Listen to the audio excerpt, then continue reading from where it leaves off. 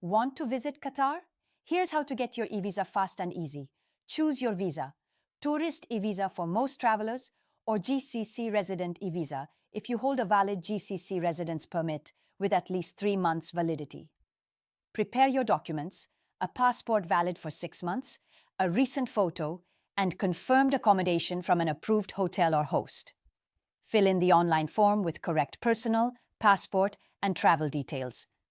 Every detail must match your documents. Upload your documents in JPEG, PNG, or PDF format. Then pay the visa fee securely by card, PayPal, or bank transfer. Processing takes around 6 to 9 working days. Apply at least 2 weeks before travel. Your eVisa is emailed as a PDF once approved. Tourist eVisas let you stay up to 30 days in Qatar, with extension options available.